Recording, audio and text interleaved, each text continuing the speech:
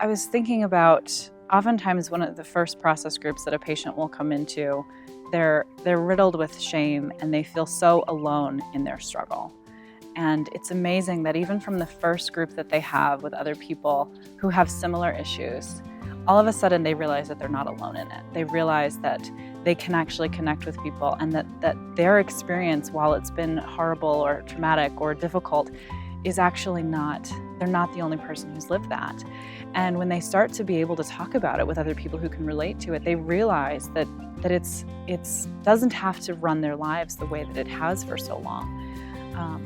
And so just allowing them to be who they are and express their stories and share what they've been through and how it's impacted them is really powerful right from the beginning.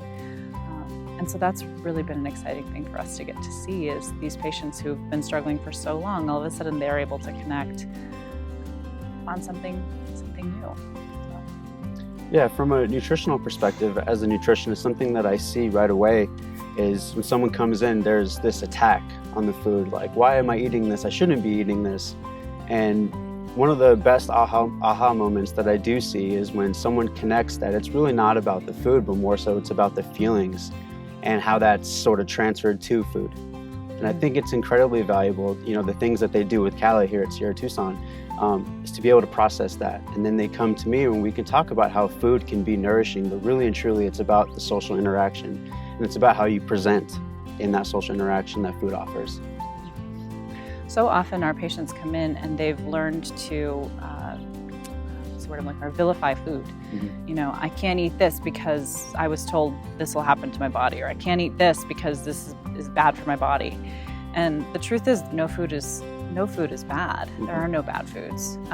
But patients have taken that on and really learned that this is a message that I get from my family, my community, my dance teacher, whoever it is. Somebody gave them a message that something was wrong or off limits. And that's hard for us to see, because what we know about food, and you can speak to this more than I can, but what we know about food is there are no bad foods. Everything has some sort of nutritional value, whether it's just going to give us some energy for the next 20 minutes or if it's really going to be sustaining in the long run. There's value in all of it. And when we bring shame into the picture of that, we start to vilify food in a way that food can be so connecting and so healing.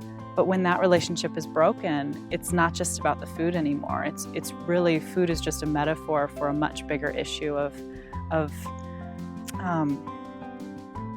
a wound in the person's relationship with their self and their families or their culture or their relationships. And so we like to break that down and be able to process, well, what does this fear of this food mean for you on a deeper level? Because it's just not about the food. Like Dezi said, it's about the feelings. It's about the disconnection that they've experienced in some sense of their life.